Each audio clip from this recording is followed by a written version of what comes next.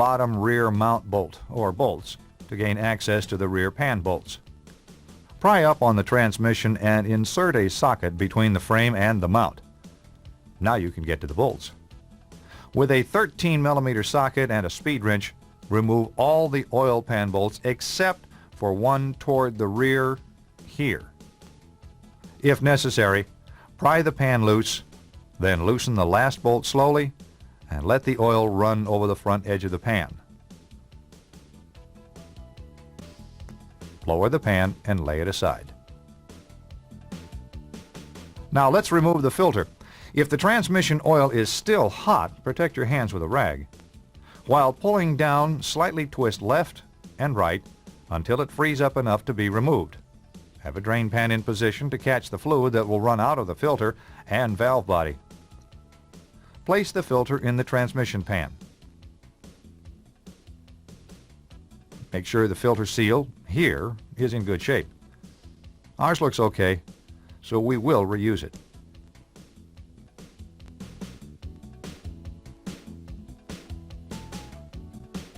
Before removing the wiring, let's make a simple drawing showing how the wires are connected to the solenoids. Okay.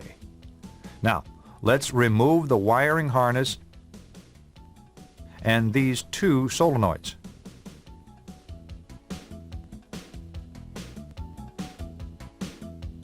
First, remove the bolts holding the wiring harness to the valve body. Now, unhook all the connectors except this one here.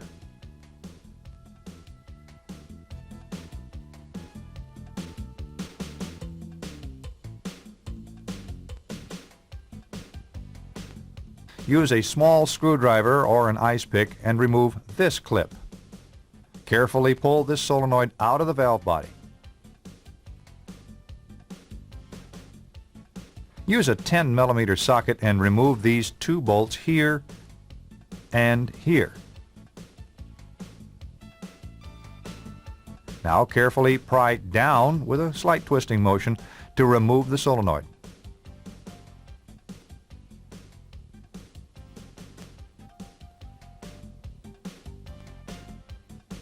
Now let's tuck the wiring harness out of the way, like this.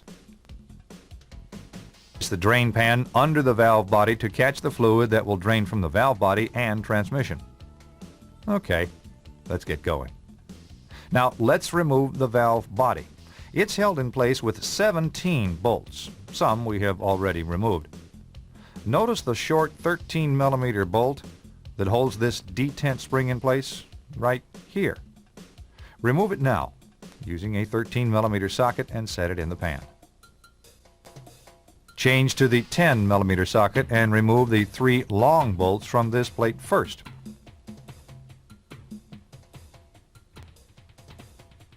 Remember where they go. Now remove all the rest of the 10mm bolts. Change to an 8mm socket and remove this bolt here. Now loosen this last bolt a half turn and let the valve body drain. Support the valve body and remove the bolt. Lower the valve body slowly until the manual lever link becomes vertical. Now move the valve body sideways and slide the link out of the valve like this. Lay the valve body upside down in the pan so it can drain.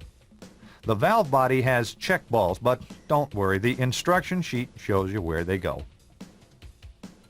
Now let's remove these 3 10mm bolts out of the second accumulator housing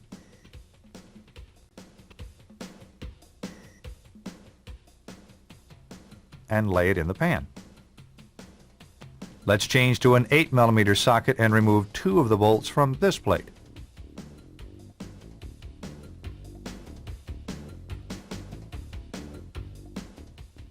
Slowly remove the last bolt and lower the separator plate. Be careful not to lose the check ball on the separator plate. Don't worry, the instruction sheet shows where it will go. If the 4th piston did not come down with the separator plate, remove it.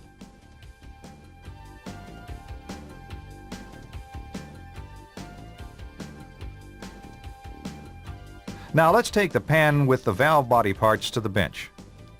Remove the parts from the pan and organize them on the bench so you can find them as you need them. Clean your pan. Let's take a minute or two to rest.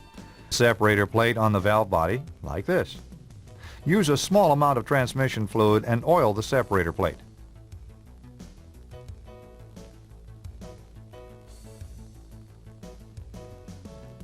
Find the gasket with the letter C cut in it here. Lay it on the separator plate.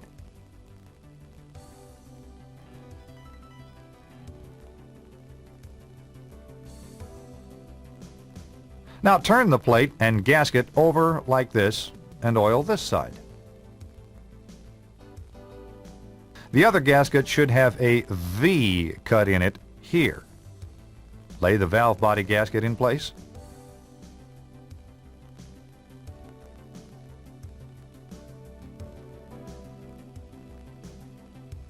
Now turn the plate with both gaskets over again and position it correctly on the valve body.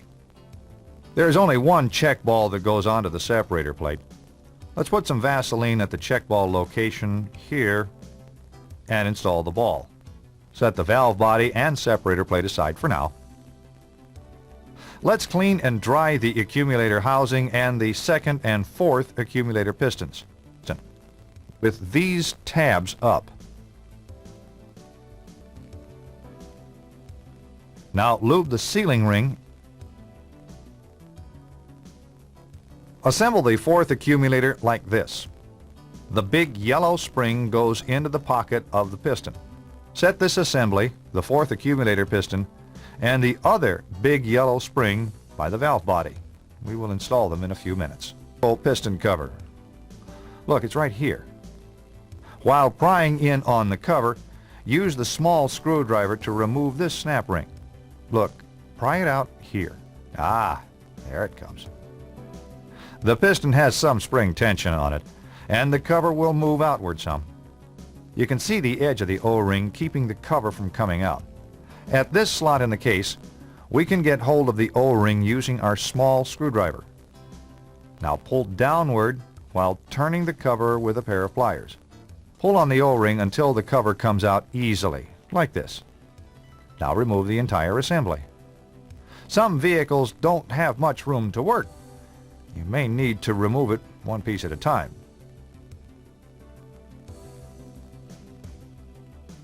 Put the parts in the pan. Use a pair of long nose snap ring pliers like these and remove this snap ring. It holds the boost valve bushing, the pressure regulator springs, and the pressure regulator valve in the pump. Be careful here. The parts above the snap ring are under some spring tension.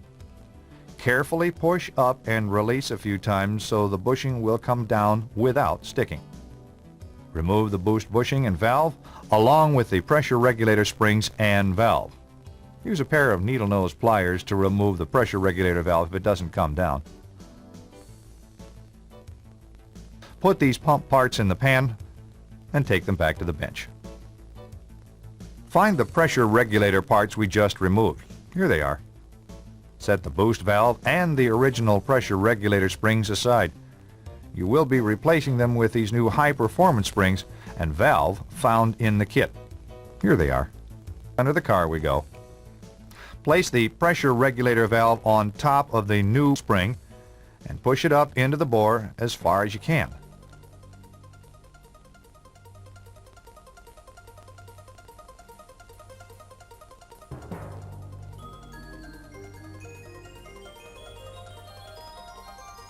The spring will come back down.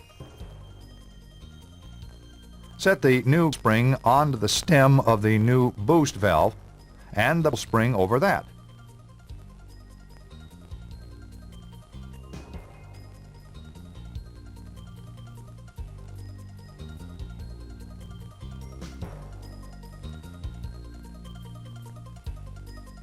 Use a screwdriver to push the assembly up into place while using the snap ring pliers to install the new snap ring.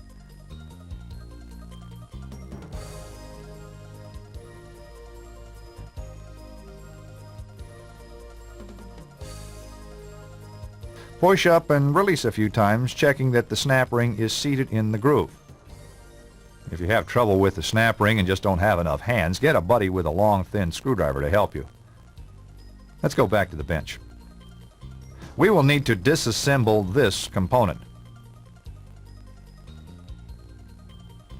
Remove this E-clip here and take it apart.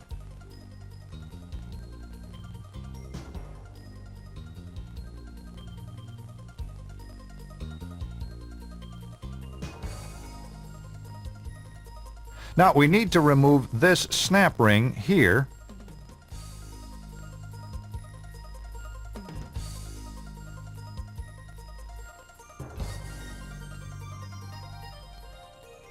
The retainer and the cushion spring or springs.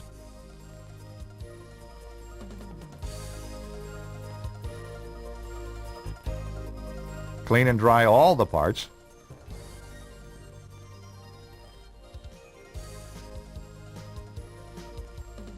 Now we're ready to put it back together. Next, install this spring, washer, and E-clip. Make sure the sealing rings are still in place on the second piston. If necessary, use a little Vaseline to hold them in place. Next, find the large red O-ring and install it on the second housing. Use a little Vaseline and lube the O-ring. Now place this assembly on the piston. It goes on like this. Find the fourth piston. Make sure the sealing ring is in place. Use a little Vaseline to keep the sealing ring in the groove and to hold the ends together.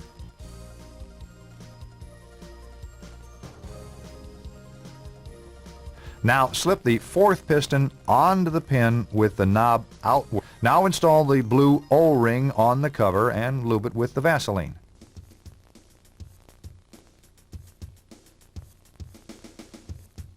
Place the original return spring on the tapered end of the pin. Now put the second piston assembly and a fingerful of Vaseline in the pan. Now let's take these parts to the car. Be sure the return spring is still on the pin. Insert the pin and second piston assembly into the case.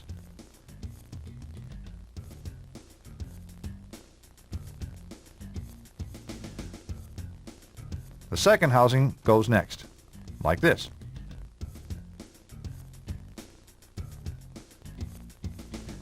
If you don't have enough room, you may need to remove the E-clip and install this assembly a piece at a time. If you have to do this, don't forget to reinstall the spring, washer, and E-clip. Now slip the fourth piston onto the pin with the knob out.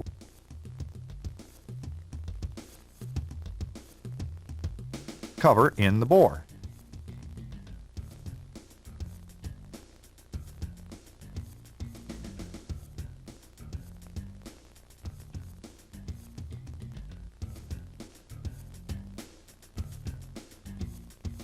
Push the cover in with a long screwdriver and install the snap ring like this.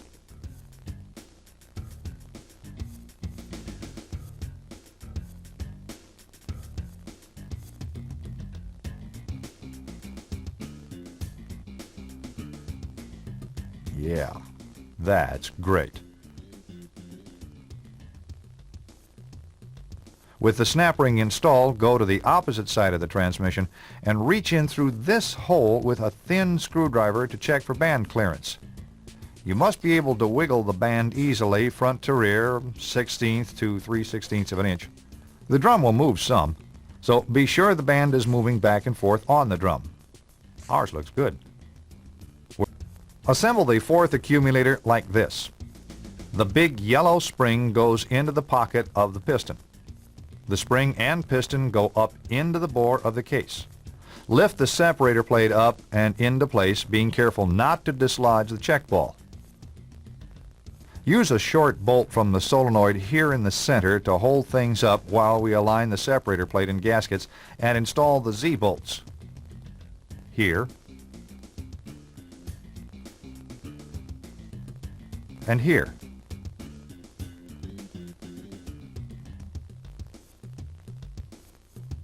Be careful and line up all the holes.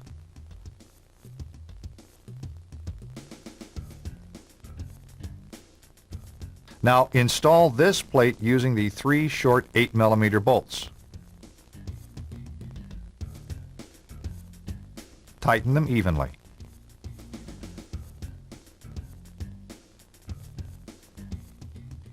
Change to the 10mm socket and install the second accumulator assembly.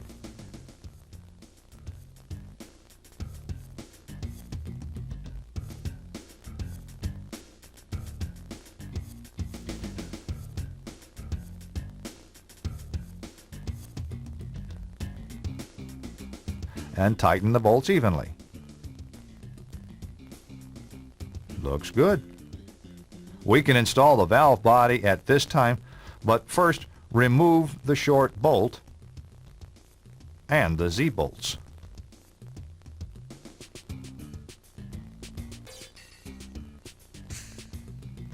The 4 different length bolts are referred to in the instruction sheets as A bolts, B bolts, C bolts, and D bolts. They're shown actual size, so pay attention to where they go. Make sure the check balls are still in place and guide the valve body up while hooking the manual link to the manual valve, like this.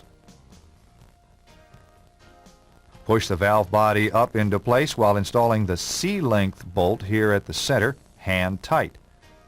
Make sure the gaskets are in position and install the 2 Z alignment bolts. One of them is a long A-length bolt, and it goes here through this plate.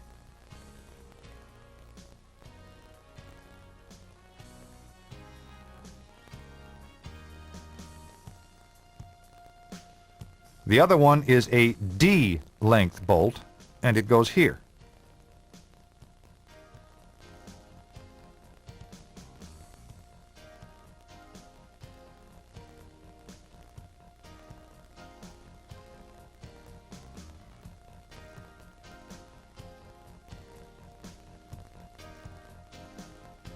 Now install the other 2 long A-length bolts here and here. The other short D-length bolt goes here. The 3 8mm B-length bolts go toward the rear here, here, and here. Now install the rest of the valve body bolts. The remaining bolts should be C-length bolts. Do not make a mistake here. Double check yourself. There will be 3 A bolts here, 3 B bolts here, and 2 D bolts here. All the rest of the valve body bolts are C. When you're sure the valve body bolts are installed correctly, tighten them evenly.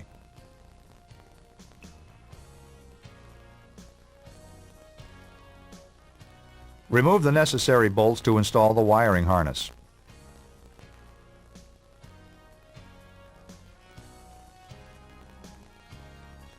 Install the harness and tighten the bolts.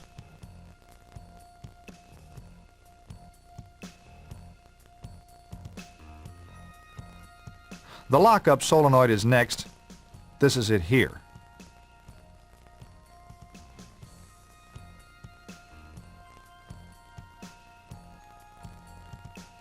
Install the solenoid and the 2 short bolts.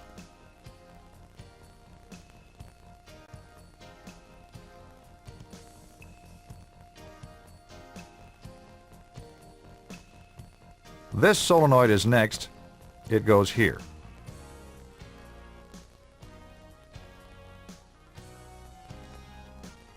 Don't forget the clip. There. The solenoid can't fall out. Looks good. Now reconnect the wires. Refer to the drawing if necessary.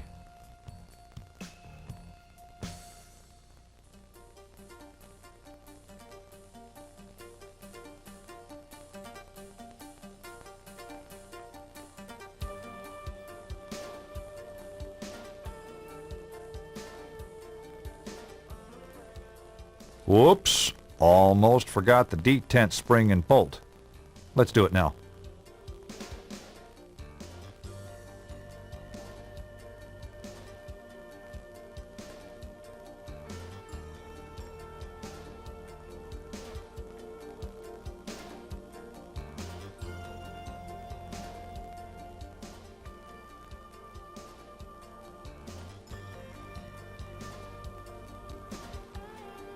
Now recheck all the valve body and accumulator bolts. Make sure they're all tightened evenly.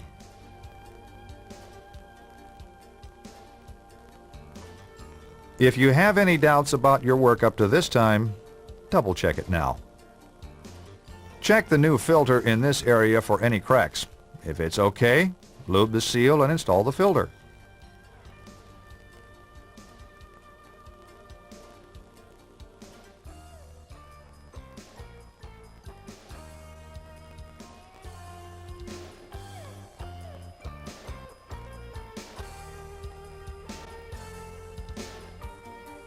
Place the pan gasket on the pan and lift the pan into place like this. Start all the bolts in a few turns.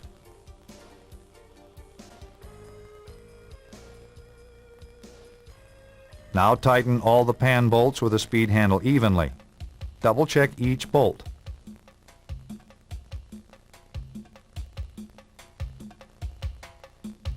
Lower the tail of the transmission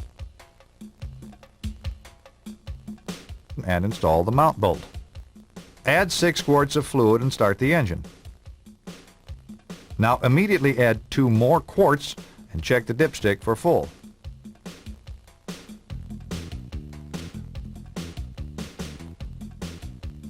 Look, it is still about a pint low.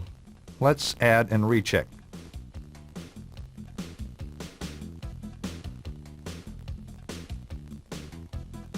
There we go. It is still a little below full. After it warms up, we'll check it again. While the vehicle is still in the air, hold the brake and run through the gears from park to reverse, neutral, D4, D3, second, and now first. Let's move the selector to D4 and accelerate, checking for upshifts. As it shifts, watch the speedometer change speeds. There's the 1-2 shift, the 2-3 shift, and finally the 3-4 shift. Okay, we can lower the car. Double check the fluid level. It's right here just below the full mark. After our road test, we'll check it again. Let's road test the vehicle and check its new performance. Start with some light throttle upshifts and feel for the 1-2, the 2-3,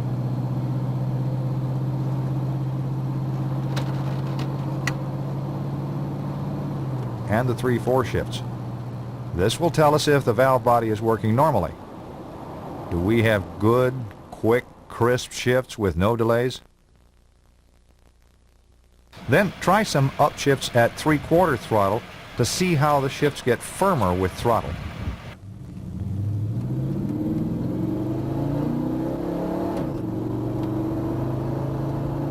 This one is okay.